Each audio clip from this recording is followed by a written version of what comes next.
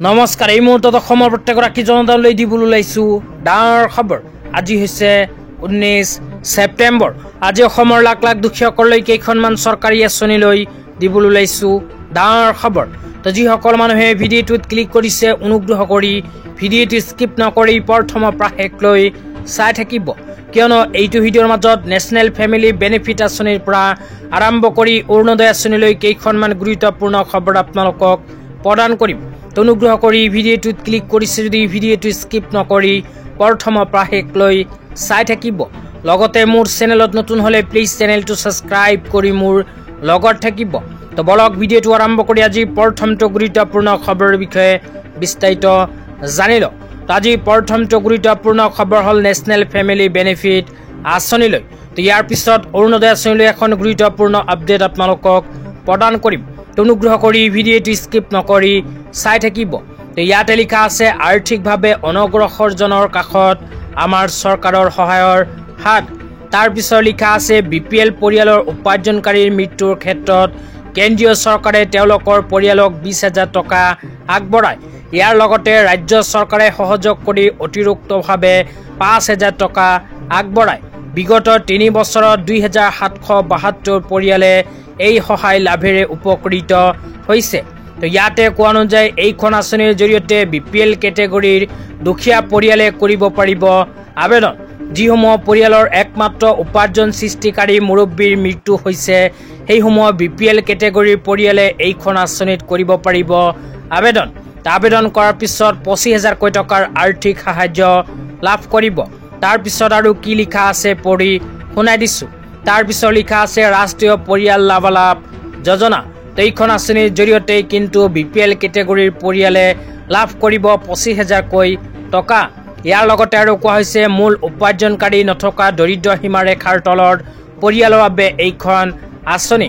অতিৰিক্ত ৰাজ্যিক সহায়তাৰ সৈতে কেন্দ্ৰীয় সমৰ্থন। যোৱা 3 বছৰত 2,772টা পৰিয়ালে 25,000 টকাৰ আৰ্থিক সাহায্য লাভ কৰিছে। তো যিসমূহ BPL কেটেগৰীৰ একমাত্ৰ উপাৰ্জন সৃষ্টিকাৰী পৰিয়ালৰ সদস্যৰ মৃত্যু হৈছে সেইসমূহ BPL কেটেগৰীৰ পৰিয়ালে এইখন আঁচনিত কৰিব পাৰিব আবেদন। আবেদন কৰাৰ পিছত ভাৰত চৰকাৰে প্ৰদান কৰিব 20,000 টকা আৰু ইয়াৰ লগতে অসম চৰকাৰে প্ৰদান কৰিব 5,000 টকা। সৰ্বমুঠ এইখন আঁচনিৰ জৰিয়তে 25,000 টকা লাভ কৰিব। তো যিসমূহ মানুহে এইখন আঁচনিত আবেদন কৰিব বিচাৰে নিশ্চয় কমেণ্ট কৰি জনাই দিব। তেতিয়া আপোনালোকক দিবলৈ ওলাইছোঁ আজি দ্বিতীয়টো খুবেই গুৰুত্বপূৰ্ণ খবৰ। তো আপোনালোকে মোবাইল স্ক্ৰীণত চাব পাৰিছে MyGov আছামৰ ফালৰ পৰা এনেকুৱা এখন আপডেট প্ৰদান কৰিছে অৰুণোদয় আঁচনিলৈ।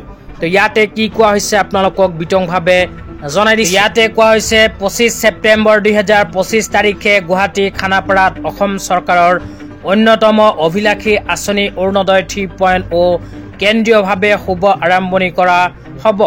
আঁচনিখনৰ দ্বাৰা উপকৃত লোকসকলে ভোটগ্ৰহণ কেন্দ্ৰ অনুসৰি আয়োজিত সভাত উপস্থিত থাকি উদ্বোধনী অনুষ্ঠানৰ পোনপটীয়া সম্প্ৰচাৰ উপভোগ কৰিব পাৰিব। তো ইয়াতে কোৱা অনুযায়ী অসম চৰকাৰে যিসকল মানুহে অৰুণোদয় 3.0 আঁচনিত আবেদন কৰিছিল সেইসকল মানুহক অৰুণোদয় 3.0 আঁচনি টকা যোৱা 17 তাৰিখৰ পৰিৱৰ্তে অহা 25 ছেপ্টেম্বৰ 2025 তাৰিখে প্ৰদান কৰিব। তেতিয়া আপোনালোকক জনাই আছোঁ যে অহা 25 ছেপ্টেম্বৰ তাৰিখে অসম চৰকাৰে 2টা কিস্তি একেলগত 2500 টকা প্ৰদান কৰিব নেকি। এই বিষয়ত বহু কেইজন মানুহে মোক কমেণ্ট কৰি জনাইছে যে অহা 25 ছেপ্টেম্বৰ তাৰিখে অৰুণোদয় আঁচনিৰ এটা কিস্তি 1250 টকা সোমাবনে 2টা কিস্তি একেলগে 2500 টকা সোমাব। এই বিষয়ত আপোনালোকক জনাইছোঁ চৰকাৰৰ ফালৰ পৰা কোনো অফিচিয়েল আপডেট এতিয়ালৈকে প্ৰকাশ কৰা নাই। যেতিয়া কোনো অফিচিয়েল আপডেট প্ৰকাশ কৰিব লগে লগে ভিডিঅ' বনাই আপোনালোকক জনাই দিম। অনুগ্ৰহ কৰি মোৰ চেনেলত নতুনকৈ ভিজিট কৰিছে যদি চেনেলটো ছাবস্ক্ৰাইব কৰি মোৰ লগত থাকিব এনেকুৱা নতুন নতুন ভিডিঅ' সকলোতকৈ আগত পাবলৈ। তো